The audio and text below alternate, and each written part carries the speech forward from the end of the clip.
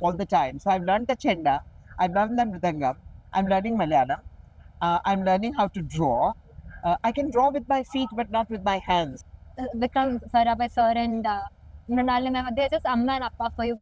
What is one of the biggest life advices each of them has given you that you have carried forward? I don't think they ever advised me.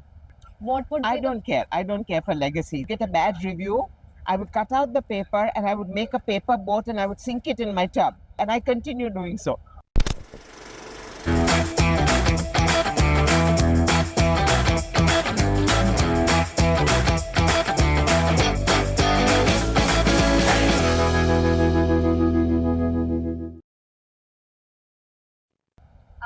was it stressful growing up as the child of two overachieving parents? I didn't think of them as overachieving parents. They were just Amma and Papa. And there was never any pressure. You have to be this, you have to be that. I think the pressure comes from parents who are themselves frustrated. And both my parents were so incredibly fulfilled in what they did that there was no pressure. I think there was an understanding that we would do something meaningful, but there was no pressure of what we did. I think that's an absolutely brilliant point you make, and it's so touching for me too. And you yourself have ventured into so many avenues in life, be it dancing, be it on-screen performances, be it writing, and it's needless to say you excel at everything. So, yeah. Is there any avenue that you feel there is yet there out I there? would love to be a creative writer. I would love to write fiction. But I try and learn new things all the time. So I've learned the chenda, I've learned the mridangam, I'm learning Malayalam, I'm learning how to draw. I can draw with my feet, but not with my hands. So this is like a big challenge. And there are so many things I'd love to learn creative writing. So I think we can probably expect your book in a few years. What is one thing that you regret? That I? Regret in life? Oh, there are a lot of things I regret. I regret losing my father so early. That's the one thing that can never be reversed. I was only 17. What is? I regret my short temper. I'm very short tempered. I have a tongue that is laser sharp, and I can say things without thinking about it, and I can destroy somebody. And I'm very, very aware of that, and I try and temper my tongue, but I do regret my short temper. So you just told both Vikram Sarabhai sir and Mrinalini ma'am, they're just Amma and Appa for you. But to us, they are such huge legends. So, what is one of the biggest life advices each of them has given you that you have carried forward? I don't think they ever advised me.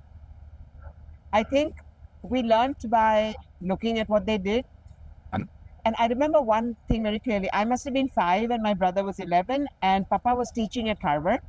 And we had joined him for the summer break, and Amma was dancing, and they were both being interviewed by CBS. And my brother Karthika and I were sitting with the producer in the little glass booth. Wow. And the interviewer was asking them about work and about dance and philosophy. And he suddenly turned to them and said, "You're both such achievers. What is your greatest achievement?" And without looking at each other, they said, "Our children." That- And I don't think Undoubtedly that will ever go away.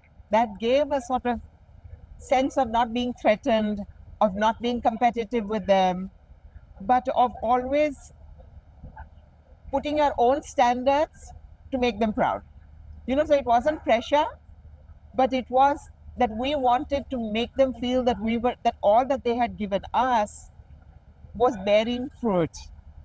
And so Karthika, my brother, who is in the field of environment, and I often laugh and I say, Papa and Amma, through science and the arts, really worked for nation building and for building India and India's development.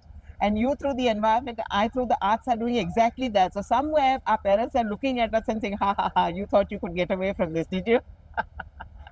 you yourself are a fashion icon. Love your earrings.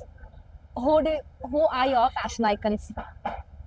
My mother, I think more than a fashion icon, an aesthetic icon. She had impeccable taste. And it's very funny because on her first tour, she had one night to perform in Paris at this huge theater.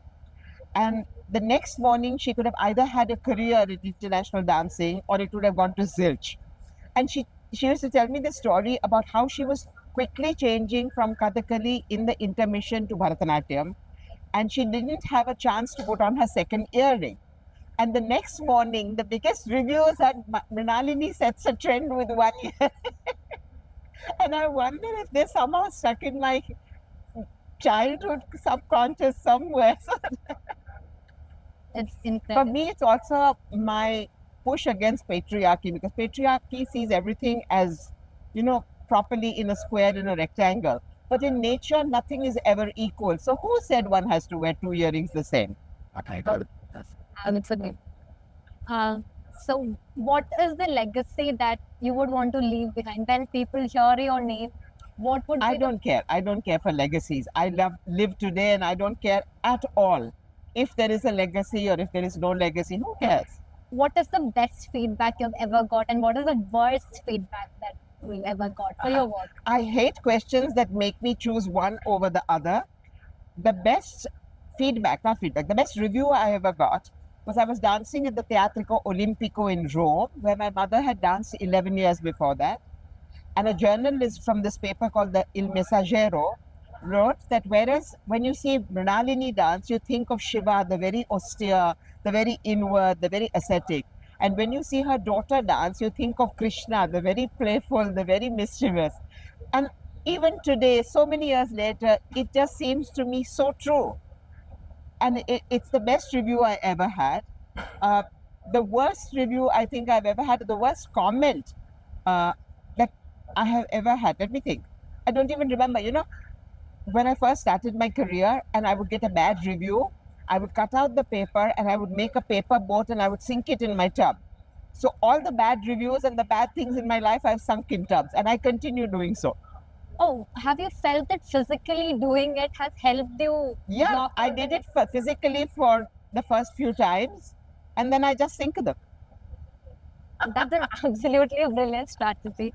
A lot of young women, they do it with so much reverence. And what is one piece of advice that you would want to give us? The only journey worthwhile is the journey inwards. Find the you in you.